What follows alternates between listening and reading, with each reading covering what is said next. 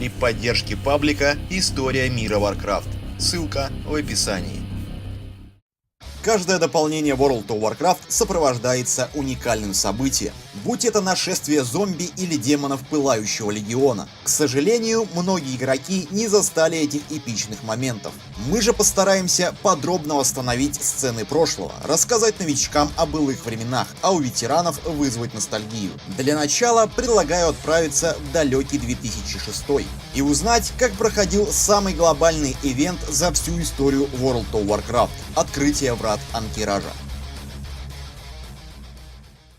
Все началось с патча 1.9, в котором разработчики представили целых два полноценных рейда. Руины Анкираж, рассчитанные на 20 человек, и храм Анкираж на 40 для более опытных рейдеров. Однако ни те, ни другие не смогли штурмовать владения селитидов так сразу, так как врата Анкиража были запечатаны еще со времен войны Зыбучих Песков.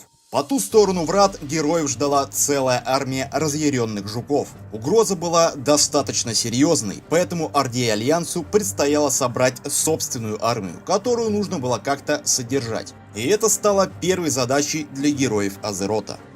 В Стальгорне и Аргримаре появились пункты сбора припасов. Игрокам со всего сервера предстояло фармить руду, траву, кожу, создавать бинты и даже готовить пищу. А потом сдавать все это специальным NPC. Количество некоторых ресурсов достигало 800 тысяч. К примеру, столько льняных бинтов требовалось для содержания так называемой армии. За выполнение такого рода квестов игроки вознаграждались жетонами, которые в свою очередь обменивались на репутацию со своей фракцией, а также получали ларцы, содержащие золото и зеленые вещи. Так, в течение недели каждый сервер участвовал в массовой добыче ресурсов, дабы скорее добраться до последующих фаз и стать первооткрывателями врат Анкиража. А на реалмах, не заинтересованных в гонке, к концу окончания первой стадии ивента припасы пополнялись автоматически.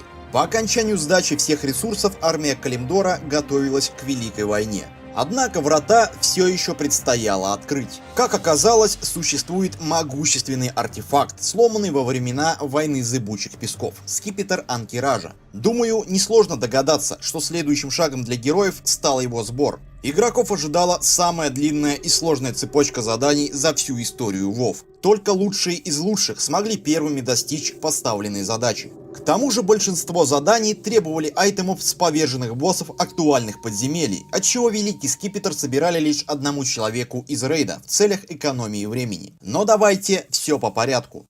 В крепости Кинария выдавался первый квест, целью которого стали поиски дракона Анахроноса, обитающего неподалеку от Пещеры Времени. После этого тот же NPC выдавал квест с намекающим названием «Кто будет избран». Дело было не шуточное, так как в задании требовалось отправиться в логово Крыла Тьмы и принести голову предводителя драконов Разящего Бича. Успешно одолев его, следовал следующий квест – Путь Праведника. Тут и начинались первые сложности. Дело в том, что ранее в WoW Анахронос, как мы уже упоминали, находился у Пещер Времени и являлся представителем фракции Род Наздорму. И конечно же, она относилась к нам с ненавистью. Дракон был готов расправиться со всеми, кто осмелился приблизиться к его пещерам. С квестом Путь Праведника игрок получал специальный жетон, позволяющий собирать обломки селитидского панциря с некоторых мобов Селитуса. Наградой за 200 чешуек стало 500 репутаций, а также доступ к новому заданию Рука Праведника. Он же давал не только 500 очков репы, но и специальный айтем, позволяющий союзнику собирать для вас панцири. Итого, чтобы приступить к следующему заданию, требовалось сдать 16 800 панцирей. Загвоздка была в том, что в среднем с самого толстого моба падало от 1 до 4 предметов, и убить его в соло было крайне сложно. Отчего весь Селитус был заполнен группами и рейдами, фармящих обломки для сагильдейцев, выбравших нести эту ношу. Наконец, подняв репутацию, открывалась возможность поговорить с представителем бронзовых драконов Анахроносом. Взяв у него квест, снова нужно было отправиться в Селитус, отыскав хрустальную срезу. Подойдя к ней, разыгрывалась небольшая сценка, сутью которой как раз стало разрушение скипетра Киражей.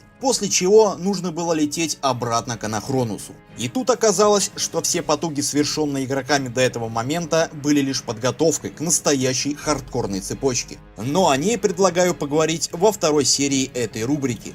Понять, понравился ли вам такой формат роликов или нет, я смогу по вашим большим пальцам вверх. Как только наберем 2000 лайков, мы незамедлительно приступим к съемкам и монтажу второй части, а пока желаю всем хорошего настроения и удачи.